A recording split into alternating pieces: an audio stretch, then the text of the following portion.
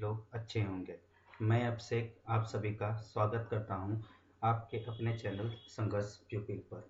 आज हम लोग इस क्लास में यूपी डीएलएड के फर्स्ट सेमेस्टर का पहला सब्जेक्ट बाल विकास एवं सीखने की प्रक्रिया के सिलेबस को विस्तृत रूप में समझेंगे, जिसमें पहला टॉपिक है बाल विकास, जिसमें हम बाल विकास के अर्थ, आवश्यकताएं और उनके क्षेत्र के बाद को समझेंगे। फिर बाल विकास के अंतर्गत विभिन्न अवस्थाएं आती है, जिसमें शैशवावस्था, बाल्यावस्था, किशोरावस्था के बारे में डिटेल हम लोग पढ़ा जाएगा।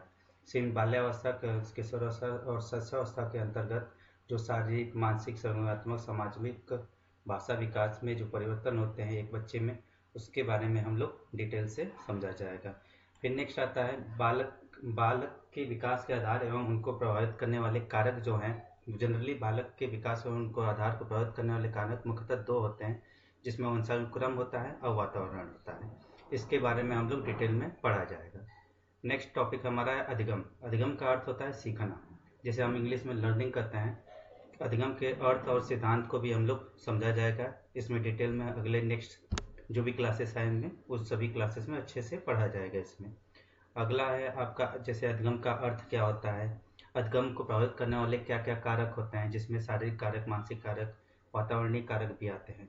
फिर अधिगम की प्रभावशाली विधियों के बारे में पढ़ा जाएगा हम लोग, जैसे करके सीखना, अनुकरण करके सीखना। अनुकरण करने का मतलब किसी का नकल करके सीखना। और कुछ विधियां हैं जिसमें प्रोजेक्ट विधि, गोष्ठी विधि, ठीक है ना। इन सभी विधियों को भी हम लोग डिटेल में पढ़ा जाएगा। फिर अधिगम के नियम फेमस है, जिसमें थार्नडाइक के नियम है, सीखने के नियम, जिसमें मुख्य कुछ नियम होते हैं, कुछ गौण नियम हैं, इनके डिटेल में पढ़ा जाएगा हम लोग। नेक्स्ट अधिगम के प्रमुख सिद्धांत तथा कक्षा शिक्षण में इनकी व्यवहारिक उपयोगिता के अंतर्गत क्या क्या पढ़ा जाएगा।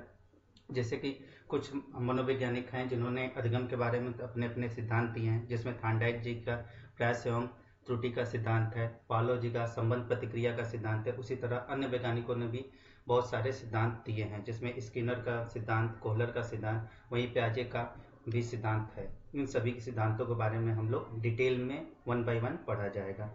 आगे सीखने का वक्र। वक्र से क्या मतलब है कि एक बच्चा जब सीखता है तो पहले उसकी जो सीखने की प्रक्रिया होती है, आप लोग देखे होंगे कि एक बच्चा, जब आप लोग भी सीखते होंगे तो कभी तेज गति से सीखते हैं तो कभी धीमी गति। वक्र का मतलब ग्राफ। कभी बच्चा इंसान तेजी से सीखता है तो कभी स्लो सीखता है। इसके बारे में डिटेल में पढ़ा जाएगा।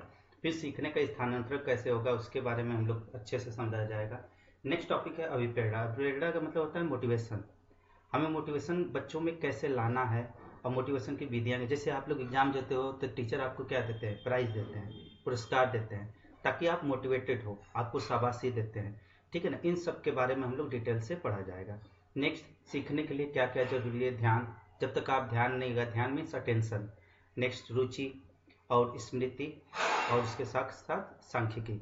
इन सभी चीज़ों के बारे में हम लोग 1 by 1 इस पूरे सिलेबस को अच्छे से डिटेल में, एक एक टॉपिक को डिटेल में पढ़ा जाएगा। और यही आपका यूपी डीएलएड के बाल विकास एवं सीखने की प्रक्रिया का एक सिलेबस पूरा डिटेल्स है।